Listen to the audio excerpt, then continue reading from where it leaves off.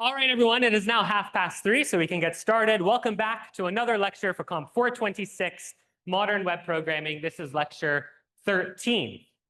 So we're going to have everyone settle down, then we'll get started with some announcements. Thank you. Perfect. So the pen stopped working here. So great work on A03. Most of you were able to submit that on time. And of course, we still have that late period, which you can drop. So if you needed to use it, no worries at all. So great work there. Saw great progress. We are going to begin grading this next week. And in addition, because we have gone through some stuff with Next.js, we're going to be starting the next assignment, A04, which is Pokedex. This will be dropping today. It'll be due on Monday. We'll be playing around more with Next.js and all of the various things we've been talking about. I think that there are some fans of Pokemon in this room, which is great. I think I saw one person on Pokemon Showdown in class the other day. So, not calling anyone out, but the good news is that I think you'll like this assignment. So this is, again, first Next.js project of the semester. You're going to be working with the things that we taught on Tuesday and also that we're going to cover a bit today. And also, lastly, just a reminder, there is no class on Tuesday because it's a wellness day. So we'll have this lecture, and then we'll see each other again a week from today. Give you a lot of time to work on this assignment. All right. That being said, and I forgot about this. There's one final announcement for HackNC. The deadline to sign up is tomorrow, so make sure that you do so if you have not already. The QR code is here, and there's a link as well that you can access. So for a bit of a review from what we kind of talked about in the last few lectures, again, just keeping this terminology fresh, right? We talked about the differences between multi-page applications, we abbreviate to MPAs, and single-page applications, which we abbreviate to SPAs. And the main idea here is that with SPAs, right, with MPAs, every time we load a new page, we essentially have to re-download, or we get a new HTML file from the server. And that means that our entire project is to restart. We have to download JavaScript again, restart our project. And with SPAs have this router so that when we change the page, when we're on one site and want to change to another one, we can just swap the component out that's shown on the screen. We never have to make a request again to the server for that HTML, right? Then we introduced Next.js, the framework that we're going to be using to build web applications. It is managed by Vercel. It's the largest React framework, the most kind of prevalent one. There's a very large repository in GitHub with a lot of contributors, over 100,000 stars. Next uses React as its component library. It also uses the different tools like Tailwind and TypeScript that we have been talking about. And it also includes its own router, which is file-based, which we saw a little bit last time. We're going to see it again today. Next.js's architecture is kind of this hybrid, right, of both approaches. We get the best of both worlds between a MPA and an SPA. It's called server-side rendering, right, SSR. This allows us to essentially have all of the UI, UX benefits of an SPA while also having very good SEO, because every time we make the fresh request or the first page load into our website, that page is going to be rendered by the server before it gets to the client. Right? Questions here so far? Great. And then I have a diagram here to kind of illustrate this again. So the idea with SSR, and this is how our Next.js projects work. I can imagine if we're loading a regular page here, like our home page, we will make a request to the server. And instead of getting an empty HTML file, which we typically do in both of our other approaches, Next, because there is functionality here, there's actual program running on the server will intercept that request, and it will generate a HTML file that should look exactly like the page. It tries to render the React component and then hand that off to the client to be able to have. Right? And so the benefit of this approach, again, is that when the HTML file is downloaded for the first time, when it renders on our screen, you can see that it essentially immediately appears with the UI that we expect, that we specified in the React components. Right? And then the other thing here that we mentioned last time on Tuesday was the fact that if in this case here, I had this attendance question, is this page interactive? Right? And the answer is no, because we only have an HTML file here. We do not have any JavaScript. And so with this SSR approach, we need this next step called hydration to make our pages interactive. So what this means is, well, just like before, we make a request for the JavaScript. We download the JavaScript. And then now that JavaScript is downloaded, we can go ahead and start running it, and our page can become interactive. Right? So after the fact, we have our React, we have Next, everything running. Our page is then, any event handlers that we set up are set up in our client side. And so therefore, our page is interactive at this point. Any questions so far? All right.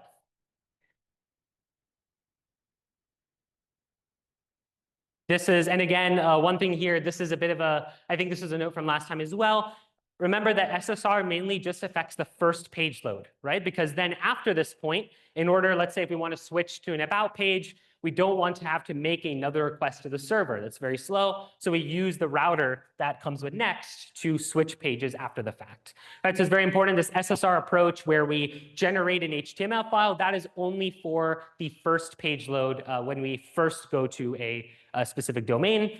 All the other pages of that site after the fact, we would switch with the router. All right? So what I would like to do, and we'll be seeing this diagram a bit today, is to illustrate this in a bit of a different way. And so we're going to be using today this kind of idea of like a waterfall diagram, where we have an approach on the left-hand side, and then at the bottom, we have this axis for time. And so you can imagine that this is, from a user's perspective, how much time it takes for different parts of our app to load, for example. Okay? And so with SSR, the first thing that we have here, you can see that you can kind of imagine this arrow up is making a request to a server somewhere. So this is the same thing that we had before. Let's say I'm trying to load my home page. Right? We make a request to the server, and then there's going to be some time that it takes for the server, right, to generate this HTML file that represents our page. Right? So during this time, in your browser, typically you have a white page, you have a loading bar at the top because we're waiting for a response from the server. And so we start off with this blank white screen. And then after some time, the server renders the HTML, and it responds back with that HTML file. Right, so this is the exact same thing as in our other diagram. We have an arrow going out with our request, and then we have an arrow coming back with a response, which is our fully fleshed out HTML file. Right?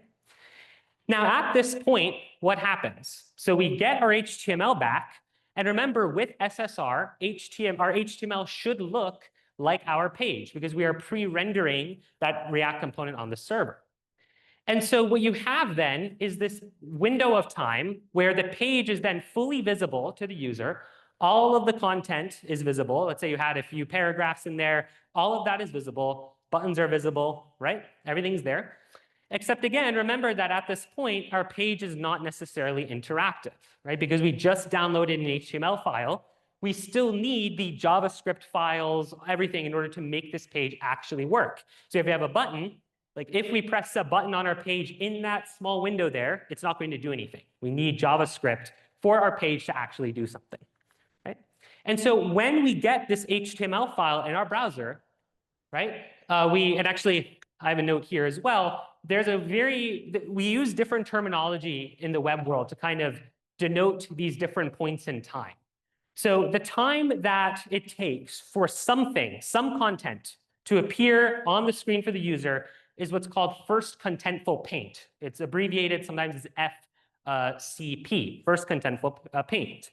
What this means is that between our initial time that we maybe pressed enter in our browser to load this page when we send the request to when we get something appearing on our screen, that time interval is known as this first contentful paint. So maybe this would be half a second or 2 seconds, depending on maybe how long it takes, right, for that initial request to take place. Yeah. Yeah.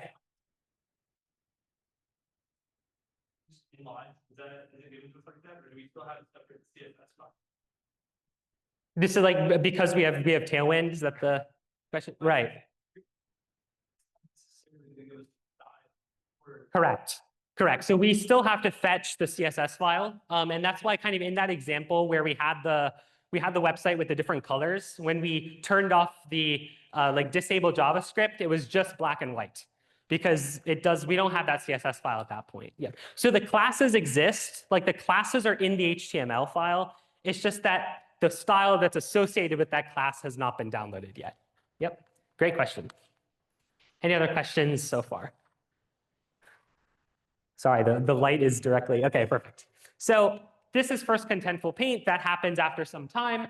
And so when then we immediately, right, we get this, this HTML page, we then need to make a request for the CSS and for the JavaScript. So that's the next step that happens. So you can see that there's an arrow up again to the server. Same thing that we had before. We're just fetching our JavaScript. After some time, we get that JavaScript back and we start running it on our client side. And then our page becomes interactive. Right? You can see that there's this small window when our page is visible but not interactive because we're still trying to get that JavaScript. And then here, until the end, right, that is when our site is fully interactive and the user can click buttons, everything like that.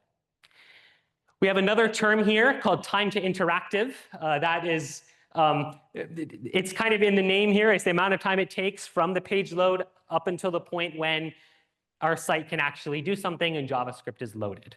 So there's another abbreviation, FCP and TTI, but these terminologies, you don't really have to memorize you don't have to memorize these. These are just important metrics because sometimes when you're working on different sites, comparing different approaches, you might use these two terms.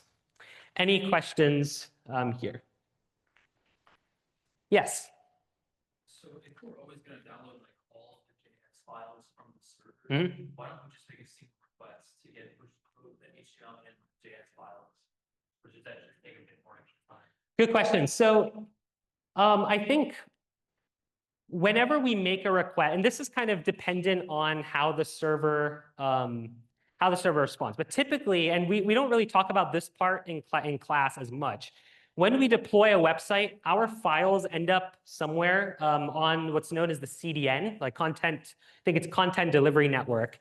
And if you remember back all the way from lecture 1, we talked about this thing of the DNS server, where we have some domain, and then that domain is transferred to an IP address, and then that IP address gets some file. Typically, the way that this ends up working is these requests only always grab the HTML file. And then the HTML file tells the browser what JavaScript it needs to download. Most of the time, that file is sitting there in the CDN, so we just fetch it using this particular URL and the way that it all works out. There are some potential cases where you can remember, and maybe your browser can remember where these files are, and it can be cached somewhere locally, and then it's very fast. But most of the time, we always, because JavaScript can change, it's dynamic, and so a lot of times if someone updates the site, we need new JavaScript, all that. Typically, we always just fetch it after the fact. But it's a good question. Yeah. All right. Any other? Amazing. Okay. So again, with Next.js, right, we get the benefits of an SPA while still maintaining very good SEO, very good search engine optimization. Next does this behind the scenes, right? It kind of handles this SSR process with that Next server that it spins up on the in our server diagram. And so from our point of view as a developer, we just have to worry about writing our website and writing our different components. And Next handles a lot of that architectural stuff on its own. Next also has even more features that help optimize this process even more. Maybe later on in the course, we have time, we'll talk about them. But for right now, we'll leave this out. The main things, though, to keep in mind, and the main power that Next has is this server-side rendering approach. Yep. And whoops. I think, well, we'll have a diagram in a little bit as well that kind of shows this benefit again in the context of our waterfall diagram. So when we talk about routing, we talked about this last time a little bit in class. Next has this thing called file-based routing. And so wherever your file is located in your project directory, is going to essentially be the route that is used to access that page when you go and make a request. And so the way that this works, and I'll show the example again in code in a moment, all the React components that are inside of your pages directory ultimately are considered pages in your next application. So before, if you remember, we had to have a manual TypeScript file that took a component and rendered it in to a empty div. Next handles that for you as well. So all you have to do is just specify a React component at a certain spot in our file directory, and Next will then render that particular component when we make a request for it. Okay? And to be assigned a route, so basically, in order for a page to load or a component to be considered a page, we need to have it in this directory. And so this is an example file directory that I have with Next.js. And we also have a live example that I'll show. It's the same one from Tuesday. And you can see that in our pages directory, we have a bunch of these TSX files, which correspond to React components.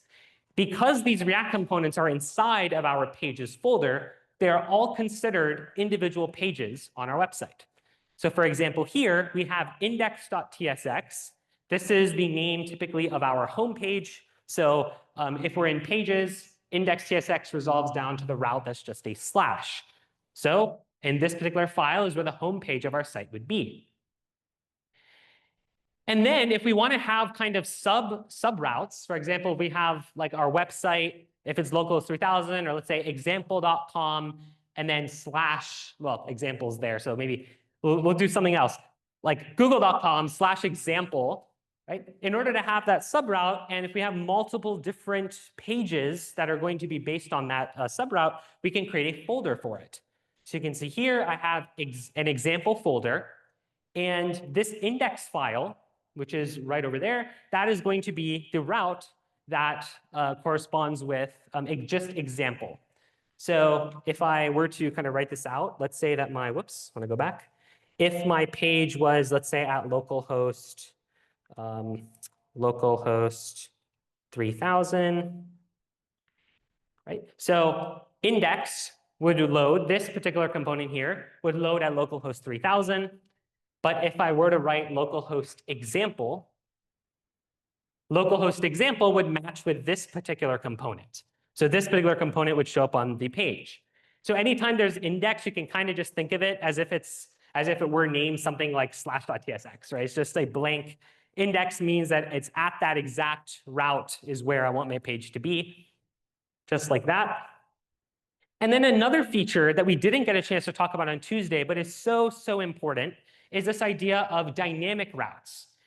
Think of it, there's so many different cases. Let's say that you have a list of courses at UNC, and you're trying to create a page to show all of these courses. Let's say you have 50 computer science courses that you need to have a page for. You wouldn't want to have one component for, let's say, Comp 110 and then Comp 210, 301, have individual components for every single one. Ideally, you would just reuse one page for all of your different classes, and then maybe based on what the end of that route is, we would maybe display some different data in that component rather than like having 100 components that have the exact same structure. And so for that, we can use this thing called a dynamic route. So the idea with a dynamic route, you can kind of think of whatever's inside of that bracket as like a parameter. So let's say you have a function, right? You pass in some parameter. We can take that parameter that's in the route and then access it from within our React component. All right, I'm going to show this in a live example now, so it kind of makes a little bit more sense. So over here in my page, let's go to courses. And let's say I run npm run dev. This is just as an example so that you can see this page live. This is the same example that we had last time where we had our about page and our index page, and then we have this courses page from before. And so in my website, let's make this really big, I can go to my courses homepage by typing in courses, and this gives me a list of all of my courses. And then in here, I can also go to the route, right, comp 426, and it would load the COMP426 page, like so. But imagine that I had dozens, maybe hundreds of courses that I would want to display. I wouldn't want to create hundreds of components. So instead, what I can do is I can rename this component to bracket and then course.tsx. So this is like a catch-all. So anything then we put after the courses part of our route will be passed in as a parameter like so. And then from here, what I'll do is there's actually some documentation, I believe, right here. Whoops. There we go. That tells us exactly how to access one of these kind of inputs into our dynamic route. We will use, next gives us a router object that we can get from this use router function. And then from there, we can access this information. So let me show you how this works. If I go back here and I were to type in, I'm trying to make this a little bit bigger so it's easier to see here. And again, apologies for those who dislike light mode, const router equals use router. So you can see use router comes from the next package router. And so again, remember Next.js, right, is like this toolbox that has all this stuff in it. One of the things is the router. And so I can just say use router here. And then you can actually see it's giving me an auto suggestion for what to do next. So we can access here, and I'll just print this out. So I'll say console.log router.query. Sorry, this is very big here, router.query. And we can see exactly what this query object looks like that we end up getting from our router. So if I were to go back here and I go to one of these pages, so let's say I go here, go to COMP426, inspect element, and I refresh, you'll see that we end up getting what we put into our route at the top as a field in this query object. Right, so I had course in my page here, so you can see this particular course dynamic route parameter right here corresponds directly with what we are seeing in our output. Right? And so now what I can do is I can print this out or put this on my screen in some way to show you. So I can now, let's say in here, I also want to add a line break so that it's not the same line. And let me replace COMP426 with exactly what I type in. So I can just do here router.query.course, like so, from my object. And if we go back to the website, you'll see that it says COMP426 course page, which is what I typed in. And then let's say I change this to COMP210. So in my route, I'm typing in, I apologize, it's probably hard to see. It says localhost 3000 /courses / let's say COMP210 now. And you'll see that the page now shows COMP210, right? So we're essentially using the same component for multiple different routes at once. I can even have something like COMP110, and it tells me COMP110. And so you can imagine this is really, really useful. Combining what we talked about in previous lecture with, let's say, loading data, right? We can fetch data now based on information that we get from the route. So again, instead of having 100 individual course pages, I could just have one page and use this particular value that I get, this course query or this router.query.course, to, let's say, load more information about my course and then display it on my screen. Any questions so far? This is great. So again, one of the, in your assignment, right, with Pokedex, I believe, I don't even know what they're on now. I think they're up to like 1,000 or so in Pokemon. If anyone's keeping up to date, I know we were at 700 a few years ago. And so you don't want to have 1,000 individual components, right? You just want one component to be able to show information about each of them, and you will be able to use this convention to do so. Any questions here? All right. Let's find our way back. And so I also have another example here, like Matcha and Boba are two different inputs that you could use and load something, right? And I also in the slide, because of course, I know this is a lot of information, so if you're going through the assignment, like I feel like he said something about this. There is a link right here to the docs, so you can access exactly the code that I had, so you can access it. Yeah.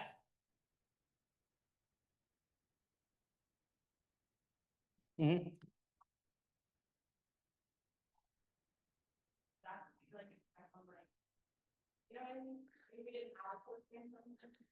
So like whether or not, like if it's you don't want anything but only certain inputs, is that the type? Yeah. Yes. Mhm. Yeah, I think so. Yes. So there are cases to handle something like this. There are various ways that you can architect your page. So either you can try to fetch for it, like you can say, does this page exist? If not, maybe you redirect the user back to like the previous page they were. That's one way. There's also another way that we're getting to, I think today, where if you make a request for something, let's say you make a request to comp, I don't know, 112, which doesn't exist, you just immediately, the server will just reject the page. When you make a request and you need to load some data about that page, it'll just cancel there and then not redirect you at all. So there's different ways of approaching it. But in most cases, using kind of querying or some data fetching, some of that will be required to validate it. Yeah, does that kind of perfect? Any other questions here? All right. Perfect. Let's see. So, oh yeah, and then there's another note here in my file directory. You have probably noticed these two files, which I've glossed over. There's an underscore app.tsx and an underscore document.tsx.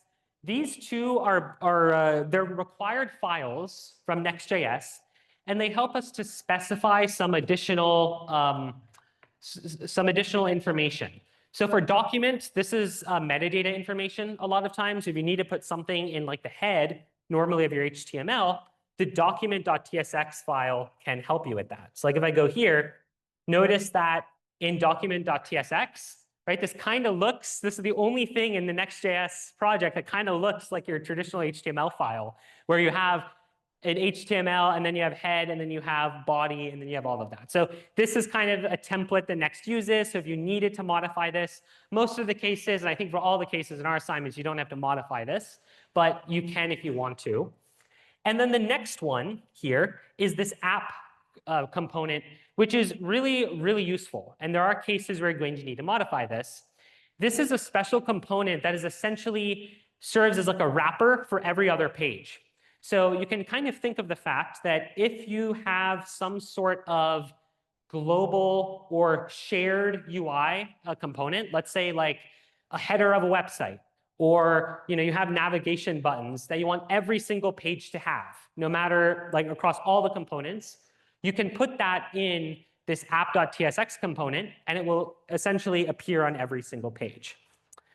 So, and I have a note here, right? This kind of serves as a pass-through. I'm going to show an example because I think that will help. So if I go back here, I want to first show that if I go to my website and I went to every page, right? Every single page looks a little bit different. So let's go to localhost 3000 again, right? So our home page, right, look different than our course page, etc. Let's say I want to add a common title across all of my pages.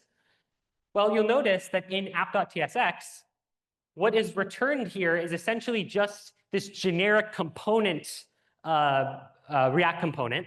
This particular component references the components that are exported from each of these pages.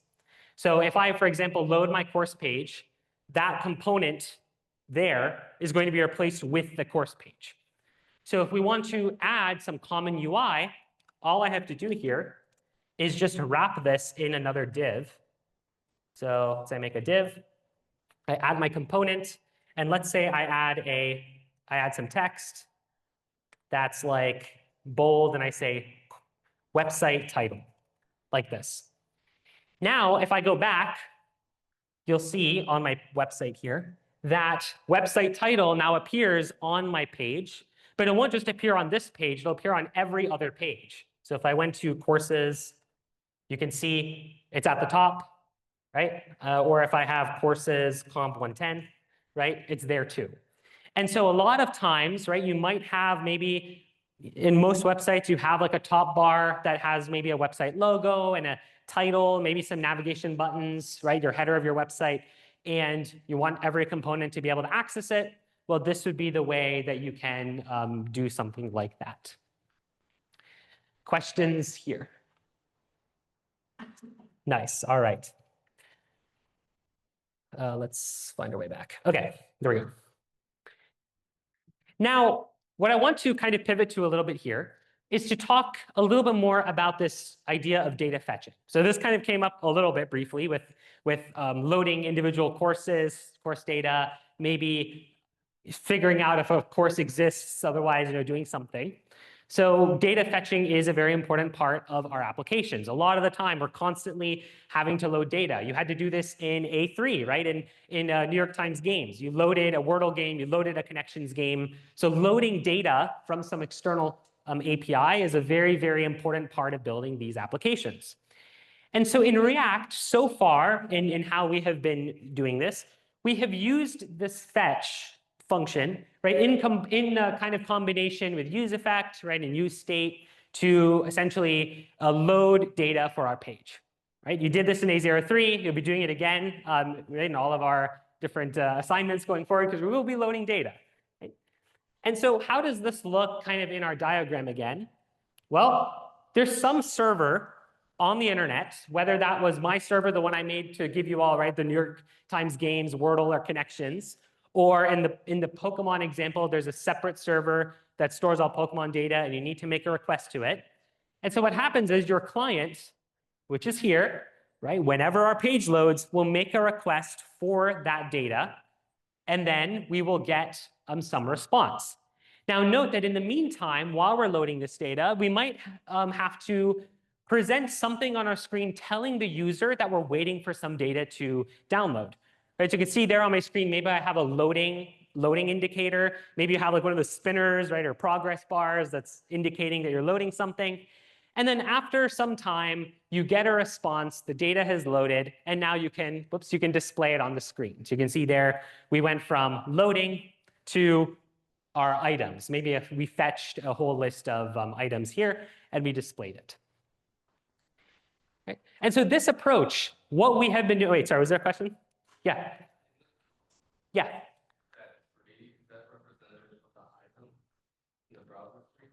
Good question. Yes, and I think so. This is this particular DOM tree here is just a generic DOM tree. So in this case, you might only have very few items that just says like one paragraph for loading, and then after we load data items, our tree would be larger. Yeah. Yep. And so that is another thing to note, right? As we modify our UI, as React is re-rendering, it's modifying the DOM tree as necessary to keep everything up to date. Mm-hmm.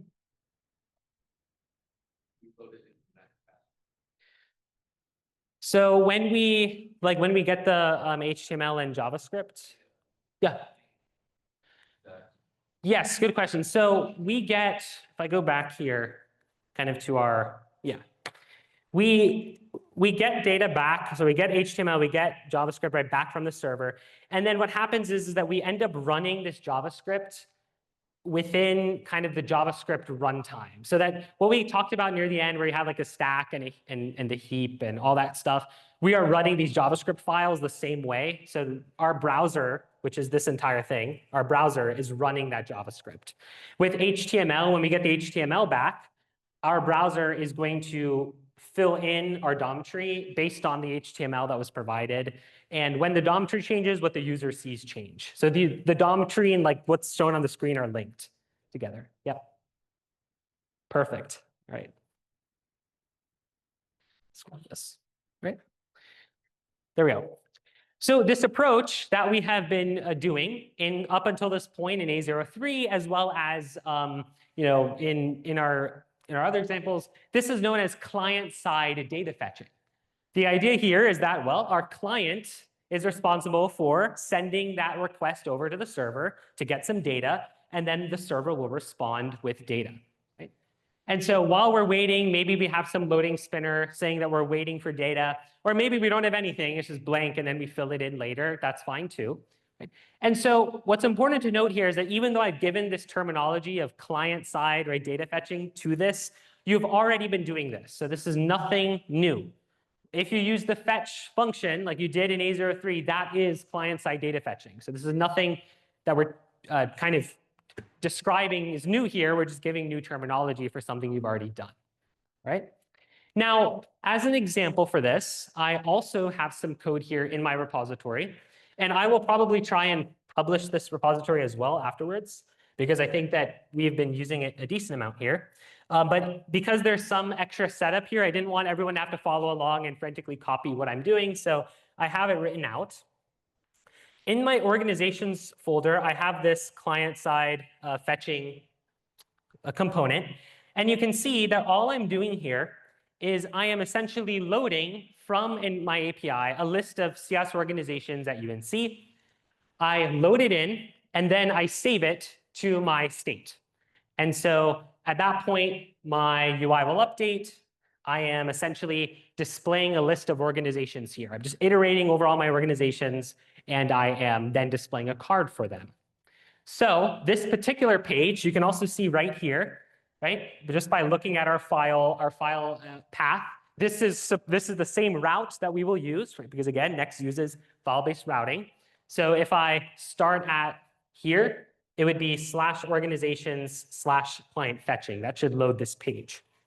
So I will go here and try that. So localhost organizations client fetching. And there we go. So you can see that this particular website, right, loads a list of all of these CS organizations here at in our department. So we have like App Team, right, CS Social Good, CADS, et cetera. Right?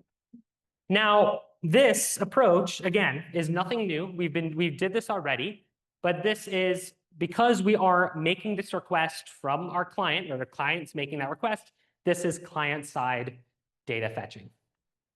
Any questions so far? Perfect.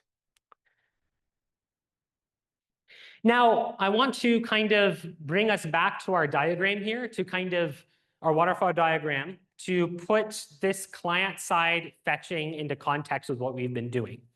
Right, so this was our traditional SSR approach that we've been using with Next.js, where we make a request, our server generates some HTML, we get a response, we ask for JavaScript, and then we get it back. Okay? But note here that in my website that I am loading CS organizations, I am making that request from the client side. Right? So the client is making that request. In order for that request to be made, my app needs to have the JavaScript downloaded, right? Because that JavaScript is what's going to make the request actually run. And so what will happen then in this diagram, if we're using client-side data fetching, right, we end up making a request to that server to fetch data. After some time, we'll get the response back in JSON formats from the server. And then after this point, the data is actually going to be shown on our website. Right, so you can kind of see that up until that point, and I know that my pointer is too weak on this screen, so I'll draw this. Up until this point, right, up until right here, the actual list of organizations does not appear for the user. Right, so at first we have a white screen right here. Then we have some loading state, which might be like a spinner saying loading, ... or maybe nothing. And then after that, we actually have the list of organizations. Okay. Are there any questions so far with this? Okay. I think, yeah, we'll do this. So we'll have a discussion for a few minutes, kind of thinking about this approach. And you can use this waterfall diagram that I had before as an example.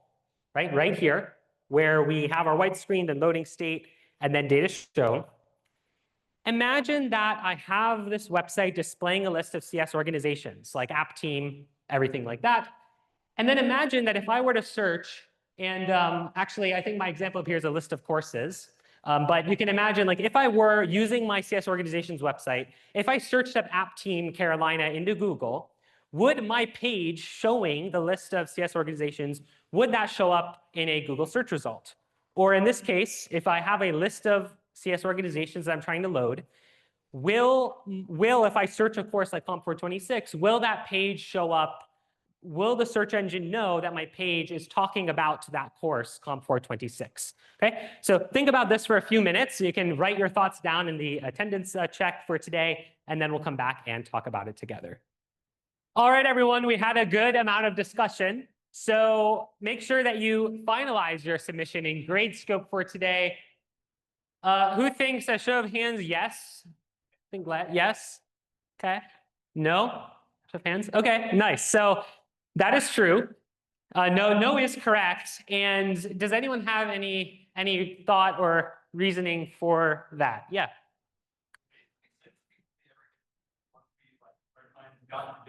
Yep. The list of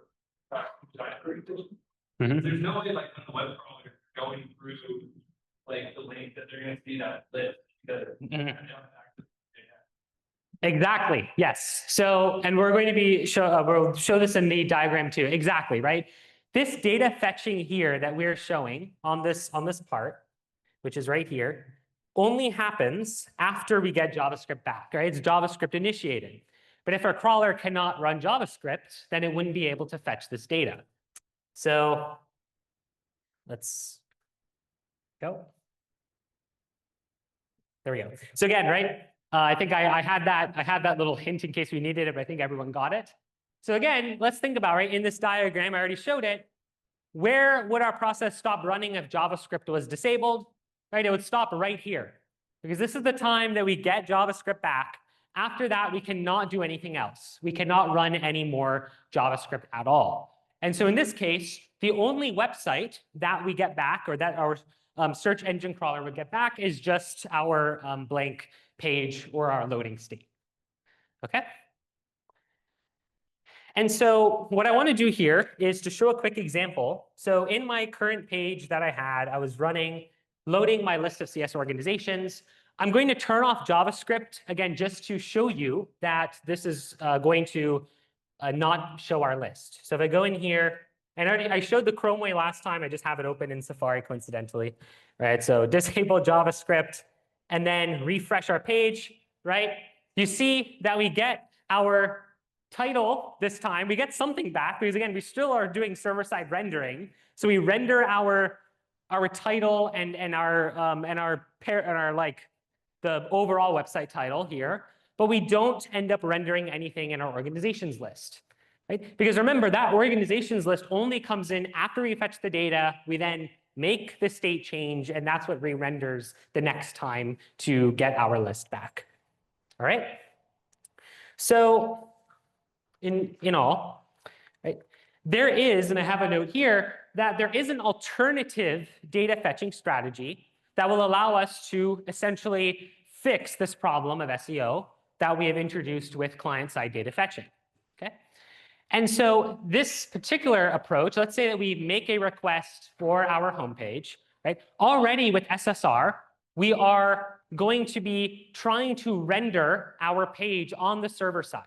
And we're trying to make our HTML at this point. So why not also just load our data at this step when we are trying to render our page in the first place from the server? Okay?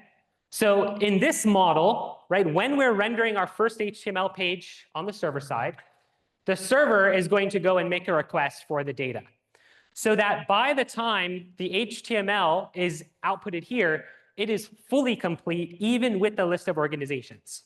We're not relying on the client to fetch that data. Right? So here you can see our final HTML would include the data that we fetched server side. And then we would be able to get a result, and the entire page that shows up will include all of our data. Yes? So it sees the link, Mm-hmm. tries to access the page. Data gets loaded on the servers, right? For like Vertel, you load it on the client. Yes. And then the web crawler would have access to everything on the page besides on the stuff. Exactly. Yes. So anything that we needed to load in terms of loading data for the first time, all of that would appear in this HTML. Exactly. Right. Any other questions? All right. So this particular approach, if the other one was called client-side data fetching, this one is called server-side data fetching. So in this model, the server, right, is the one that's going to fetch our data. And so how does this look in our waterfall diagram? Well, in this case, that fetching for our data is moved from further down, right, on the client side, to now as part of that server loading process. So we make a request to our server, then the server is going to go and make a request, get back some data, and then the server will render the HTML. And so what we get back here by the time of our first contentful paint, the first time we get some UI back, this will have our data in it. Right? Now it's still at this point, our page is not necessarily interactive. We have to go through the fetching process to fetch our JavaScript before it comes interactive. Right? But at this point though, by the time before JavaScript has to be run, we have data back visible on our screen. Right? So again, notice, right, we disabled JavaScript here, we still have data shown at this point. And so what I want to note here, though, is that this is because we move that data fetching, right, to the server, that is still computational load that the server has to do. The server has to go fetch some data, wait for it, then get it back, and then render our page.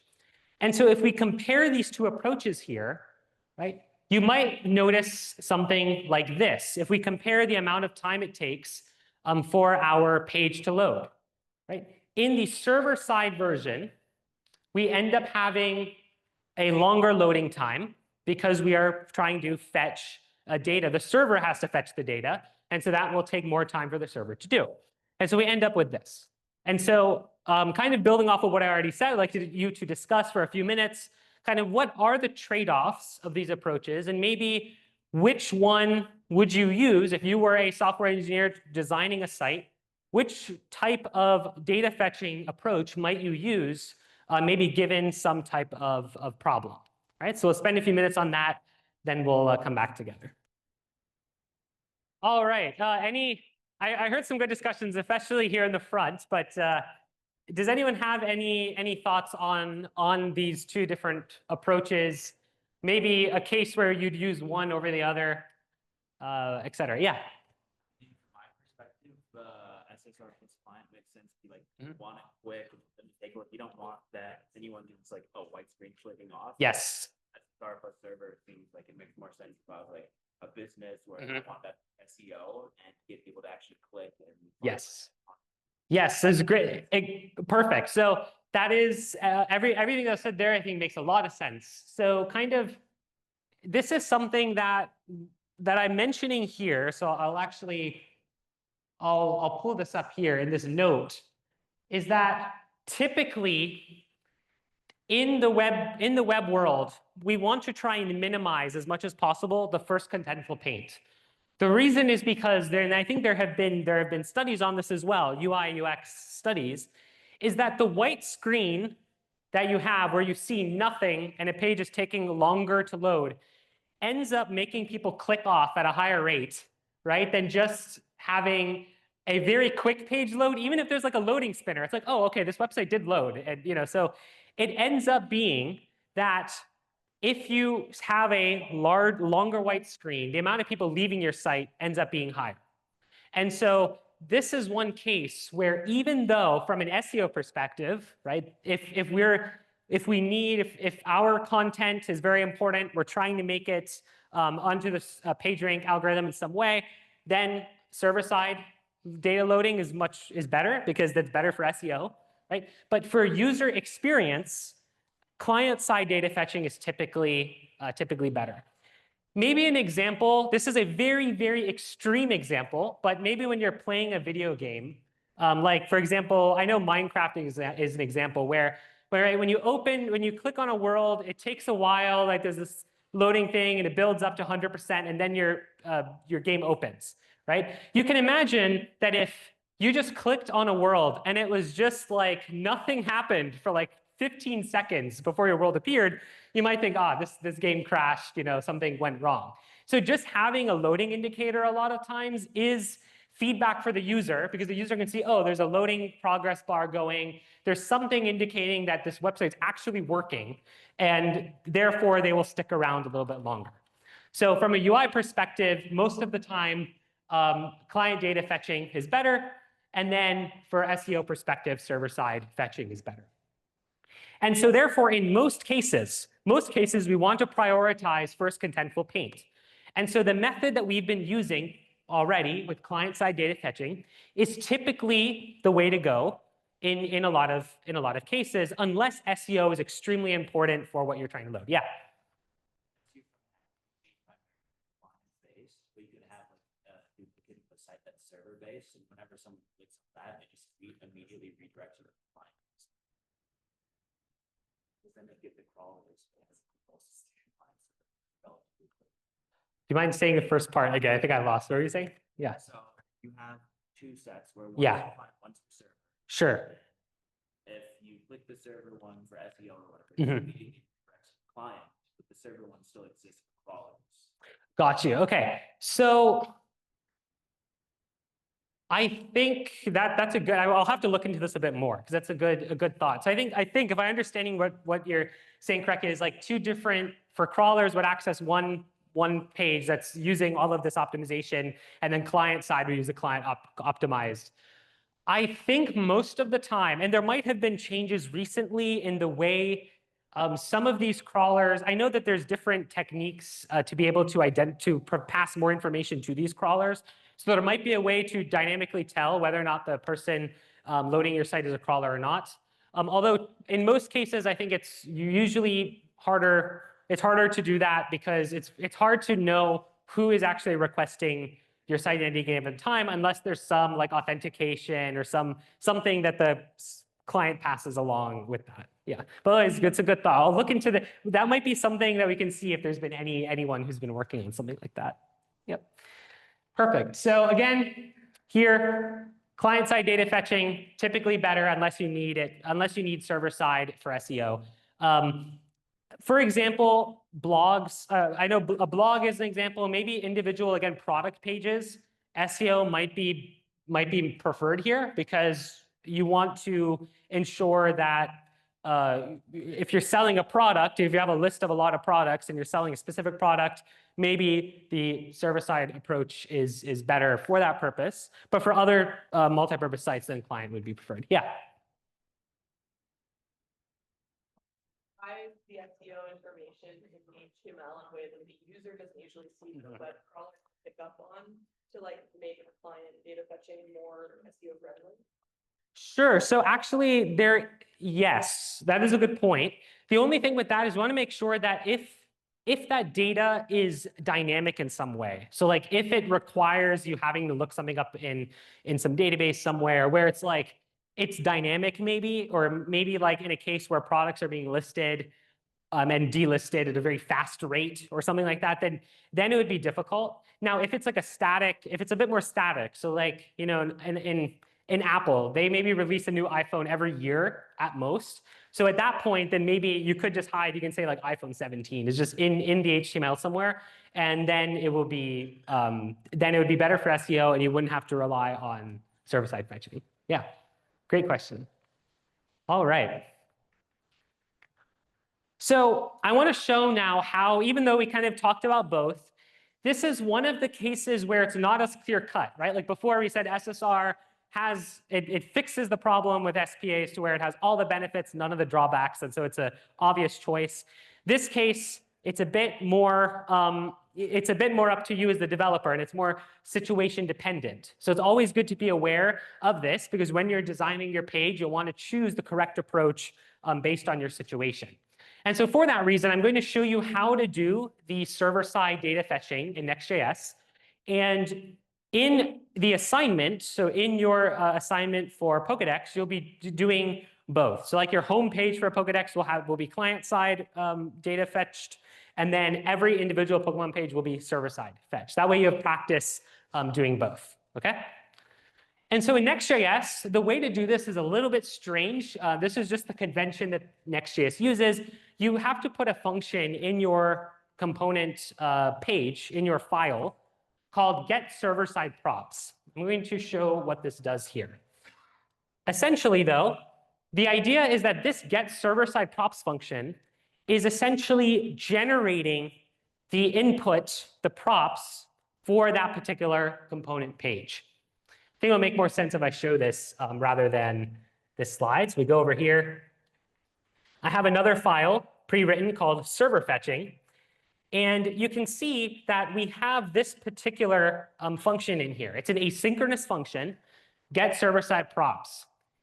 It's slightly confusing in the way that Next.js does this only because it's in the same file as your other component.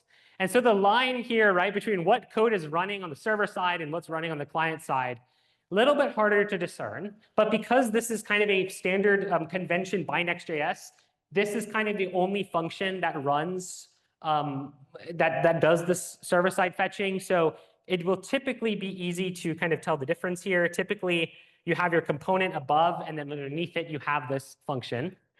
And you can see all I'm doing in this function is I'm first, right here, I'm making my same fetch request that I were to have done above in my, whoops, let me open up the other one too, so it's easy to compare.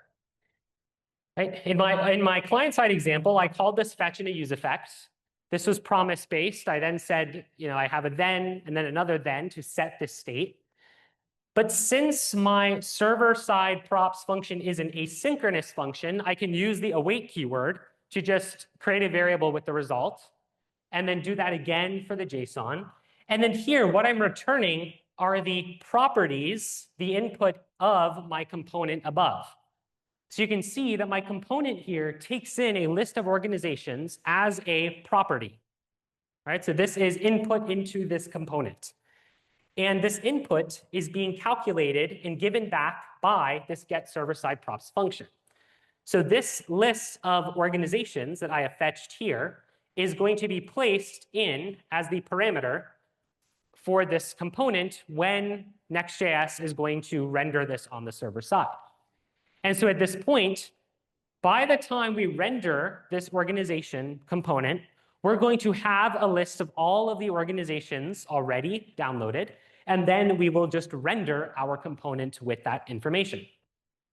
So functionally, if we go back to this page and change this to server fetching, right, you'll see, if I refresh here, you'll see that we have the same thing as before, right? So from the point of view of my user, I have server fetching. If I switch back to client fetching, right, the site looks the same. Notice how when I did the client fetching, right, there was kind of like there's like a small window there where there's no list of organizations, and then there is a list of organizations.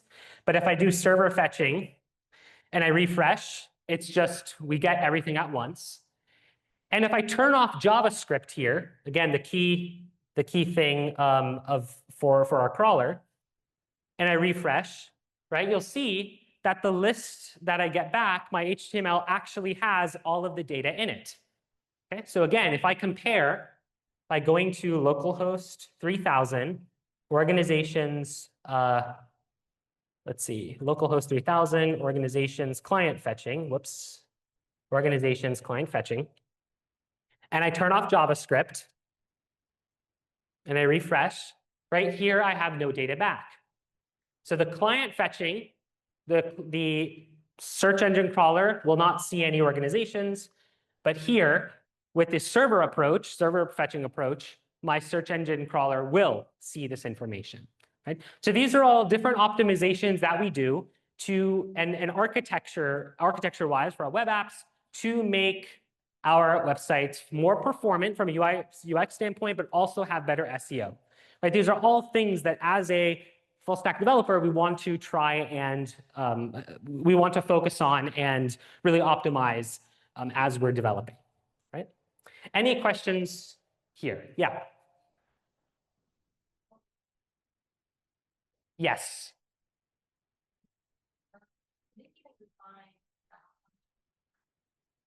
Yes.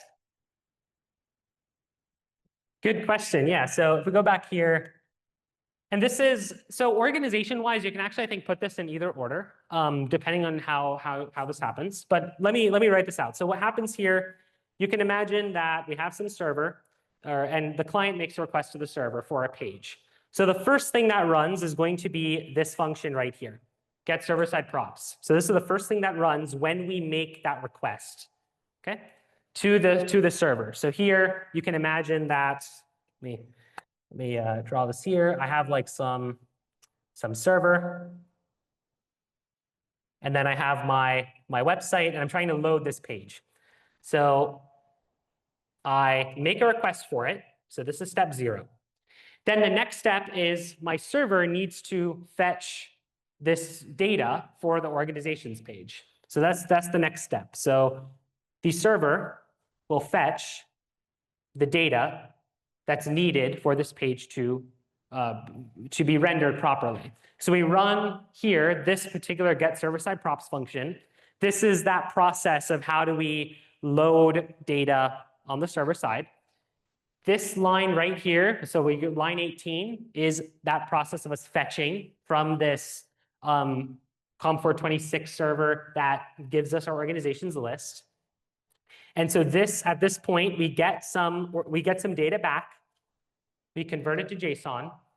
And then it's now time for us to render the component and kind of create that HTML page. The server ultimately will respond back with HTML that's fully complete. Right, so at this point, we'll say that this is the component, right, that I'm trying to render. This is my organizations page. Well, I'm going to take the data that I fetched, which was here in that step 1, the organizations data, and I'm going to essentially pass it in as like a parameter or a property into my component function. So just like any function you pass in, you can pass in an argument into. It's the same idea here, where this, right, and all React components are functions ultimately, and so we can have some parameter in here for our for input. Typically, in the past, we had, and a good example is actually on this page with our organization card, right? So in this one, we have organization as an input. And so in the past, we would have inputs into our component function so that we can kind of pass data downwards. In this case, though, it is the Next.js server that's going to take the data that it fetched from this step 1, and it's going to pass it into this parameter here in the next step. So at this point, this parameter, whoops, I did not mean to clear the entire thing, but this parameter here, at this point, after we fetch our data, will contain the list of organizations. So it's like organization, this is a list of items.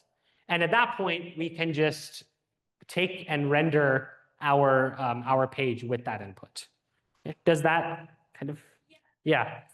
Next knows that because it's a get server-side props to run numbers. Yes. Yeah. So that's maybe I should have mentioned that. So in this, anytime we include this function in our page, Next.js recognizes it and knows that this needs to run first. This is the only thing with Next.js, and you'll kind of see, and if you read some of the documentation about it too, it's a little bit. Some of this stuff feels a bit magical because things are just happening. It's all in one file, and Next handles it. So the ordering here and the specifics, it's like, if this function was not named get server-side props, it was named something else, it would not work. So Next just recognizes that this function exists, and then it will run it, and then it will compute the list of organizations and pass it in. Yep. Yes. How does Next know that organization is like a list of organizations? Like that just JSON.data just. Sure. Yeah, I think what you probably should do correctly is cast it. So as unknown as organization, like this, like you would cast, because this JSON, anytime you get JSON back from a server, we never can verify. It's just going to be JSON. We don't know what the exact shape of it is. In this case, I know because I'm the one who made the server that it was going to all be compatible. But if you want to do this more correctly and have an error thrown if something went wrong, you can try doing a cast like so. I think one thing I'll show as an example is, let's say I were to have changed it. So if I just said, let's say json.foo here, and if I did my cast and I load this page, we should get an error back. So if I refresh here, there we go. You can see that we have an error because our typecasting did not work. So this was because I knew what the shape of the data would be like. I just passed it in and it would work. But if you went in and if you weren't sure, then you want to make sure that you do some sort of like proper casting of your type. Yep. Any questions on this part? Right. I will say good news with this is that in terms of Next.js, this is probably the most complexity that we're going to get in this class. So we talk about server-side rendering, then we talk about there are two different types of data fetching. And this is kind of the ceiling in terms of Next.js's complexity that we'll be getting into. We'll be talking about a lot of other things and building up our app, but even though this does seem a bit maybe less intuitive to begin with, especially the way that Next handles it with this function, as you get the chance to play around with it more, and you will in A04 with Pokedex, this will become a bit easier to see how all of these pieces kind of work together. All right, and we'll be using this get server side props function in the future assignments as well, so you'll have a lot of practice. All right. So finally here, just to, and we're right at time, so we'll have this very quick recap. I just want to put on the screen kind of what we talked about this module, because there were a lot of terms. How they're related is maybe harder to see in the beginning, so I want to put it in this way, right? We have two different categories of things we're talking about. First one was web app architectures, and then today we talked about data fetching methods. Under data fetching methods, you have just client-side and server-side rendering. Those are our two different types of data fetching that we talked about today. And then under web app architectures, you have the multi-page app approach, or you have the SPA approach with a router. And then underneath SPA, you can either just have your standard SPA, or you can have an SPA with server-side rendering. And we are working with Next.js in this category right here. So we are doing an SPA with server-side rendering, and your data fetching method will be up to you as you choose. All right, so we have a week before we have the next lecture. We'll have the chance to work on the assignment. You'll be able to practice all of this stuff in a lot more detail. If you have any questions, please come to office hours, and we'll see you all next Thursday, 1 week from now.